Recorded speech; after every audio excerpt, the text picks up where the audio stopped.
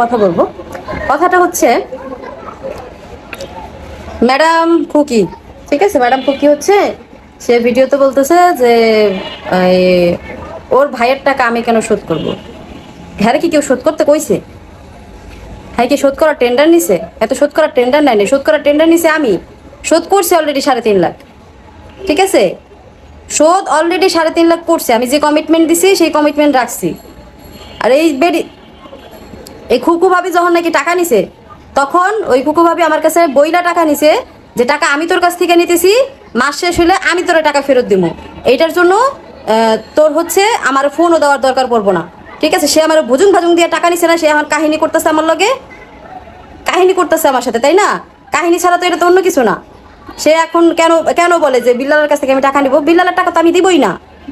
আমি তো তার প্রথমেই বলছি যে ভাবি আপনি যদি কন যে কি জানি টাকা এখন তুই আমার দে, তুই বিল্লালের কাছ থেকে টাকা নিয়ে নিস, এটা তো কোনোদিন হইব না, কারণ বিল্লালের এখন টাকা দেওয়ার মতন ক্ষমতা নাই। বিল্লাল এখন টাকা দিতে পারবো না, এটা আমার কাজের টাকা।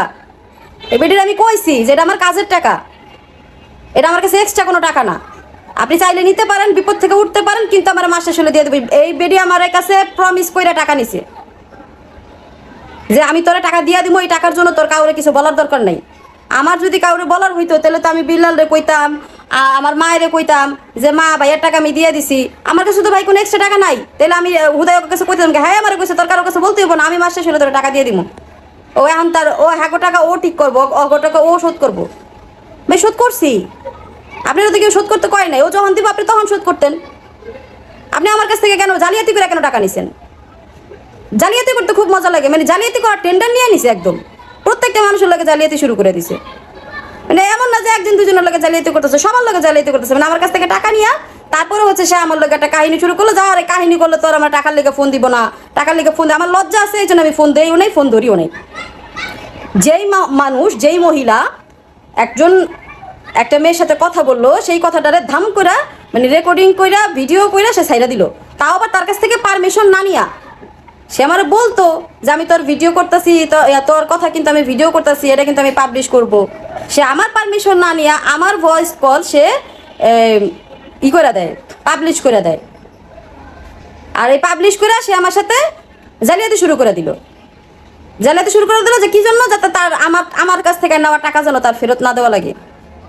ফেরত যদি না দেওয়ার ইচ্ছা থাকে আমি ফেরত নিব না।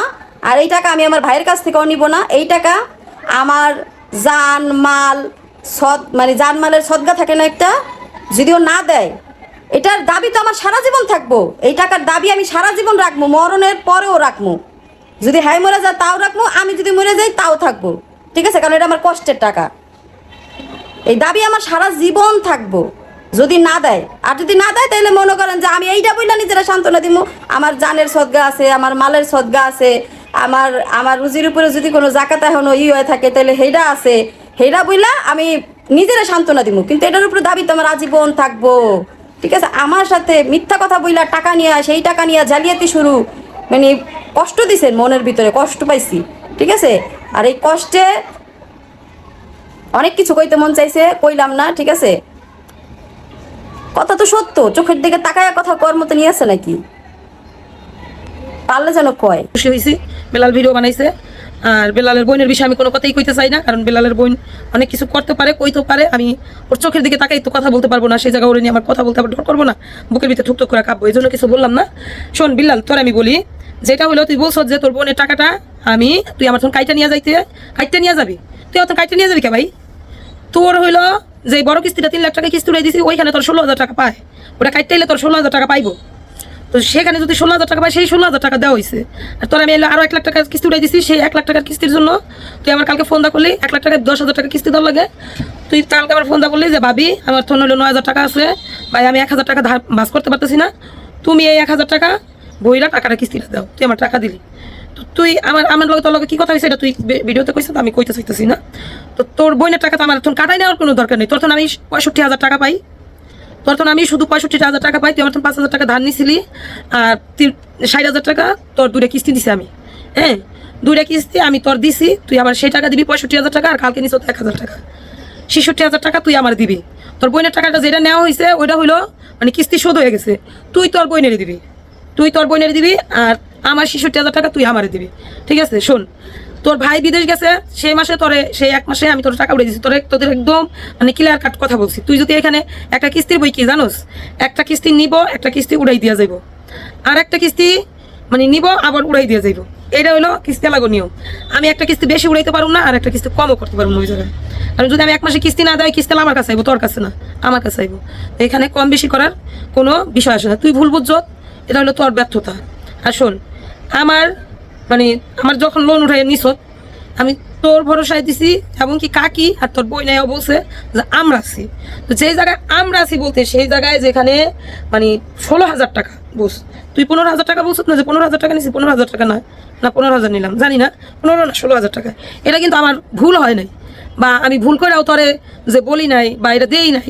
এরকম ভাবিস না ঠিক আছে এটা হইলো আমি জানি তোর বোন আমারে দিছে তোর কাছে বলতে না করছে এই জন্য বলি নাই আর তোর বোনরা আমি বলছি যে তোর বোনটা আমি কেন টাকা দিতে যাবো তোর ও যখন তখন নিজে একটা দাবি দেওয়া নিচ্ছে যে আমরা আছি সে জায়গায় তো ওই দিব না এখন যদি ও বলে তোর রেন্ট দিব না তোর রেন্টকে আমি দিব তোর রেন্ট আমি দিব না দিলে তোর ভাই দিব দিলে তোর বোন দিব দিলে তোর মা দিব আমি দিব না ভাই দেখ আমি দিব না কারণ আমার তখন যা পাইছো তা তোর আমি দিয়ে দিচ্ছি আমার যতটুকু দরকার ততটুক উপকার না এটা শুধু মানে একটা ফ্যামিলির দিক থেকে তোর আমি দেখছি যে হ্যাঁ আমরাও তোর বড় ভাই বউ ভাই শুধু যে উপকার করে তোর বলুন যে উপকার করছি এরকম মানুষ আমি না তো এটা হলো কথা তো আমার আমি চাই না দেখ শোন আমি একটা কথা বলি কি মানুষ যখন সোশ্যাল মিডিয়াতে একটা কথা বলে না সেটা নিয়ে যদি দ্বিতীয়বার কেউ কথা না বলে তাহলে আমার এই বই লাগেছে আমি কথা বলি নাই এটা হয়তো অনেকে ভালো চোখে নেয় আবার অনেকেই কয় কি যে হরে ও এইটা মনে হয় করছে এজন্য কথা বলে নাই ঠিক আছে এটা এই মানে এই চোখে নাই এজন্যই আমি শুধু আসি তোদের মানে কিছু ভিডিও রিপিট করতে লিগে আর হলো কোনটারে আমি দেখতে লাই জারু দেয় যে ইয়ের উপরে রাখলাম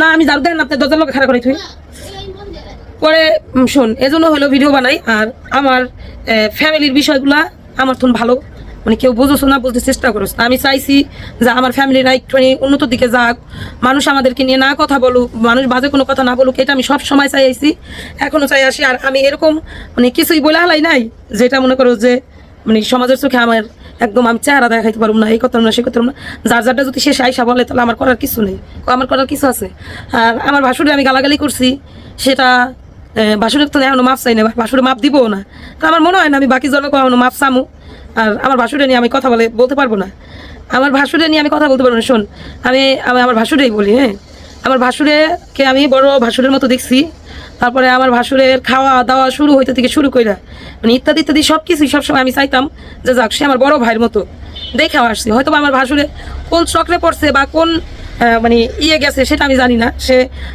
মানে যেভাবেই হোক শুধু ভিডিও না যেভাবেই হোক ভিডিও তো তার কইতে মন চাইছে সে টাকা কামাইছে সমস্যা নাই টাকা আমিও তো কামাইছি সমস্যা নাই কিন্তু সে যদি আমি তো তার ছোট ভাই বোন আমি যদি ফ্যামিলির এই মানে কাহিনীগুলো আইনা যদি আমার ফ্যামিলিটা নষ্ট বানাইতাম সে অন্তত বলতে পারতো না যে বোন দেখ জর্গা লাগছে ফ্যামিলির যাক বোন না বলতো এই সেমরি জর্গা লাগছে এসব ভিডিও বাদ দে এলো আয় আমরা সামনে এখানে কথা কই সেও কয় না আমিও কই না তারা বড় হয়ে যদি না কইতে পারে তাহলে আমার কত কিছু নাই তারপরে আমার মানে তার প্রতি আমার যে মনে করো যে কি বলবো অনেক ঘৃণা সেই ঘৃণাটা আমার নাই কারণ সে মানুষটা কেমন সেটা আমি জানি সে মানুষটা কেমন কি যে কি বলে এখন একজন একটা কথা বলছে পরে হয়তো লজ্জা শরম রাখে না এই সে মানে কি কখন কি বললো সেটা মানে অত ই করে রাখে না তো যাই হোক আমি কি আর বলবো বলার আর কিছু নাই